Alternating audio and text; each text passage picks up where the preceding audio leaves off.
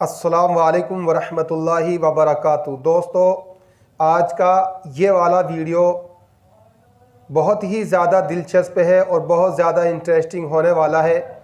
इस वीडियो को आप लोग पूरा आखिर तक ज़रूर देखें, बीच में इसको स्किप मत करें। और एक छोटी सी आपसे गुजारिश ये है, अगर आप चैनल पर नए हैं तो इसको अभी सब्सक्राइब कर लें ताकि आने वाली हर एक वीडियो का नोटिफिकेशन आपको मिलता रहे। चलिए वीडियो शुरू करते हैं। बिस्मिल्लाहिर्रहमानिर्रहीम। अस्सलामुअलैकुम दोस्तों, मेरा नाम आसिफ खान और आप देख रहे हैं इंडियन मुस्लिम।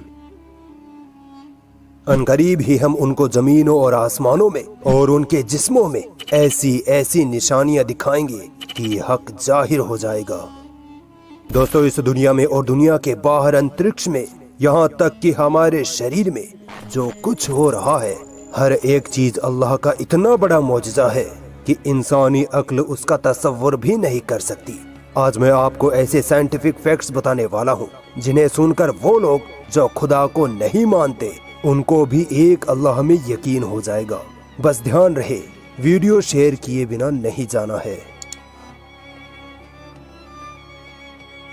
वायरस और बैक्टीरिया का नाम सुनते ही हम घबरा जाते हैं कि कहीं ये हमारे शरीर में आ गए तो हम बीमार पड़ जाएंगे। मगर हैरान करने वाली बात है कि हमारी स्किन पर अरबों खरबों की तादाद में वायरस और बैक्टीरिया हर वक्त चिपके रहते हैं। यहाँ तक कि हमारे पेट में भी बैक्टीरिया होते हैं, फिर भी हम बीमार नहीं पड़ते।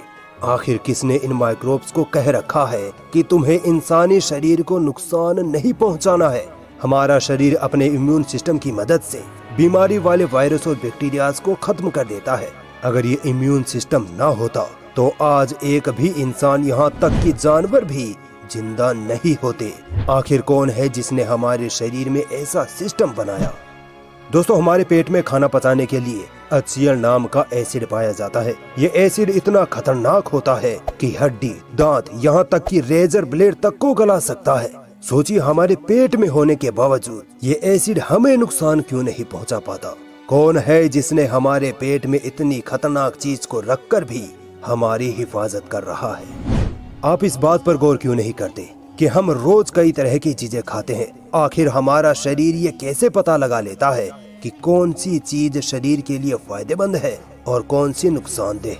जब हम कुछ खाते हैं तो हमारा शरीर भोजन की हर एक चीज को अलग अलग कर देता है। प्रोटीन अलग, कार्ब्स अलग, फैट फाइबर अलग और अपशिष्ट पदार्थ अलग।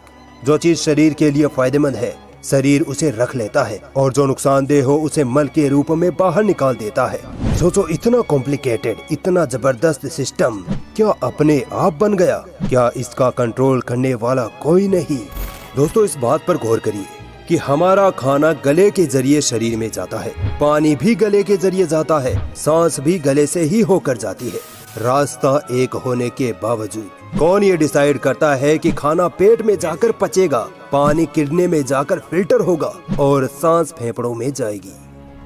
सोचिए, अगर हमारे शरीर में हड्डियां ही ना होती तो हमारा शरीर जेली की तरह जमीन पर बिखरा पड़ा होता। अल्लाह ने हमारे शरीर में हड्डियों को इस तरह फिट कर रखा है कि जिसकी वजह से हम खड़े हो सकते हैं, बैठ सकते हैं, दौड़ सकते हैं। आपको पता है, हमारा दिल 1 मिनट में 72 बार और एक दिन में 1,00,000 बार धड़कता है, बिना रुके, बिना थके। एक एवरेज इंसानी शरीर में 5 से 7 लीटर खून होता है। हमारा दिल सिर्फ 1 मिनट में पूरे शरीर का खून फिल्टर कर देता है। जबकि चौंका देने वाली बात तो ये है कि हमारा दिल एक दिन में 7,000 लीटर खून फिल्टर करता है। आखिर कौन मैनेज कर रहा है इस सिस्टम को? दोस्तों, कोशिका का नाम तो आपने जरूर सुना होगा। हमारे शरीर में तकरीबन 37 ट्रिलियन कोशिकाएं होती हैं। सिर्फ 1 स्क्वायर इंच में ही 2 करोड़ से ज्यादा कोशिकाएं होती हैं। अंदाजा लगा लीजिए कि एक कोशिका कितनी छोटी होगी। हर कोशिका अलग अलग काम करती है, यहाँ तक कि हर एक कोशिका में माइटोकॉन्ड्रिया, न्यूक्लियस, राइबोसोम वगैरह कई और चीजें भी होती हैं जो भी अलग अलग काम कर रही होती हैं। एक दिन में 5 करोड़ कोशिकाएं मर जाती हैं और उतनी ही उसी वक्त दोबारा बन जाती हैं। अगर एक भी कोशिका बिगड़ जाए तो हमें कैंसर हो जाता है। आखिर कौन ये तय कर रहा है कि कौन कौन सी कोशिकाएं मिलकर दिल बनाएंगी, कौन सी कोशिकाएं फेफड़ा बनाएंगी, कौन सी गुर्दा, हाथ, पैर, आंखें बनाएंगी? और फिर हर एक चीज अपना अलग अलग काम भी बिना कहे करने लग जाएगी। हमारी हर एक कोशिका को जिंदा रहने के लिए ऑक्सीजन और न्यूट्रिशन की जरूरत होती है।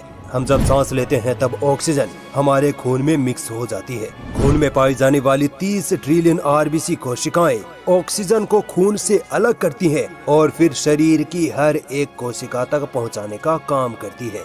आरबीसी के अलावा हमारे खून में डब्ल्यूबीसी भी पाई जाती है। जब कोई रोगाणु हमारे शरीर में घुस जाता है तो ये डब्ल्यूबीसी उसको खत्म कर देती है।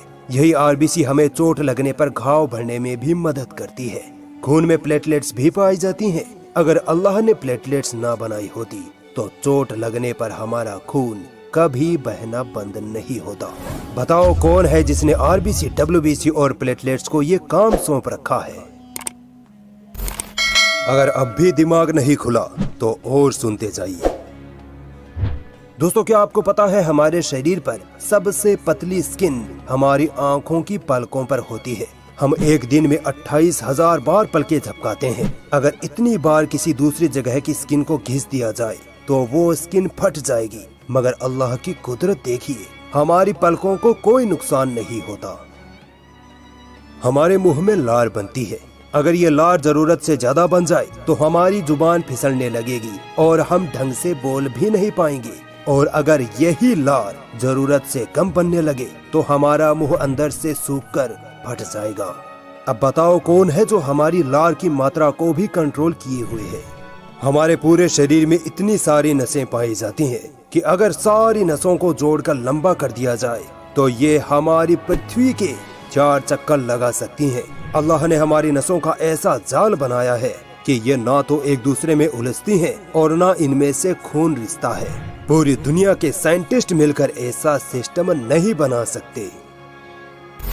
अल्लाह की कुदरत देखिए, एक बीज जिसे जब जमीन में बोया जाता है तो उससे अरबों गुना बड़ा दरख्त निकल आता है। आखिर कौन ये तय करता है कि उस दरख्त के तने की लंबाई कितनी होगी, पत्तों का रंग कौन सा होगा, कौन से फल उस दरख्त पर लगेंगे, फूलों का रंग और डिजाइन कैसा होगा? कौन है जो अरबों खरबों फलों में तरतीब से बीजों को सेट कर देता है?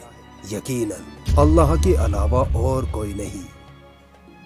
साइंस कहती है कि एक आदमी औरत के शरीर में तकरीबन 1 अरब स्पर्म्स दाखिल करता है, जिनमें से सिर्फ 1 या 2 ही औरत के अंडे तक पहुंच पाते हैं और फिर बच्चा बनता है। एक बार औरत का एग फर्टिलाइज हो जाए तो उसके बाद कितने भी स्पर्म्स दाखिल कर दिए जाएं, वो किसी काम के नहीं होंगे। आखिर कौन ये डिसाइड करता है कि अरबों स्पर्म्स में से सिर्फ 1 या 2 ही औरत के अंडे को फर्टिलाइज करेंगे? आखिर कौन है जो ये डिसाइड करता है कि माँ की छाती में दूध तभी बनेगा जब उसे बच्चा पैदा होगा? आखिर कौन है जो एक इंसान को बिना सांस के 9 महीनों तक माँ के पेट में जिंदा रखता है? यकीनन ये सब हम सब का रब अल्लाह ही करता है। तो बताओ तुम अपने रब की किन किन निशानियों को झुठलाओगे?